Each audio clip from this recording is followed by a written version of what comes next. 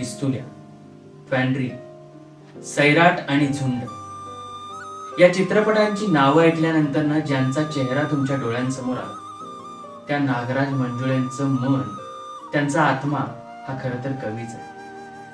आपल्या भावना मोजक्या शब्दात आणि अगदी चपखलपणे कशा मांडता येतील हे नागराज अण्णांपेक्षा वेगळं कुणाला येतं. आणि म्हणूनच त्यांनी स्वतःची कैफियत, स्वतःचं म्हणणं, स्वतःचं जे सांगणं आहे ते अगदी थोडक्यामध्ये मांडलंय त्यांच्या या कविता संग्रहात.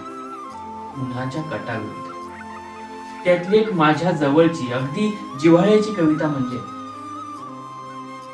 माझ्या हाती नसती लेखणी, माझ्या हाती नसती लेखणी तर असती छिन्नी, सतार, कुंचला अथवा बासरी.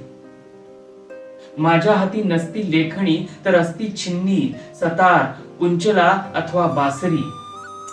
मी कशानेही उपसतच राहिलो असतो हा आतोनात कोलाहल मनातला.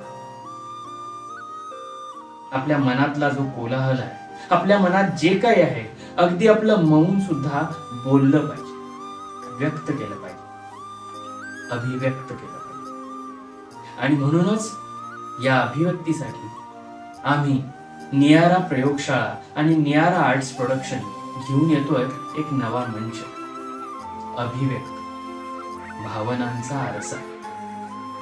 यामध्ये आपणा सर्वांना आपलं मन मोकळं करण्यासाठी आम्ही जागा देतोय, संधी देतोय आणि महत्वाचं म्हणजे तुमचं म्हणणं ऐकण्यासाठी आम्ही आतुरतेनं तुमच्या समोर बसतोय.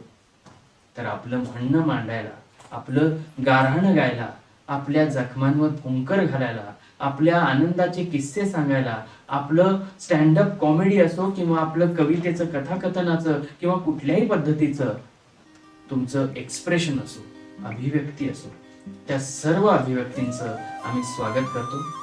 आजच रजिस्टर करा आमच्या या पहिल्या सत्रासाठी. धन्यवाद.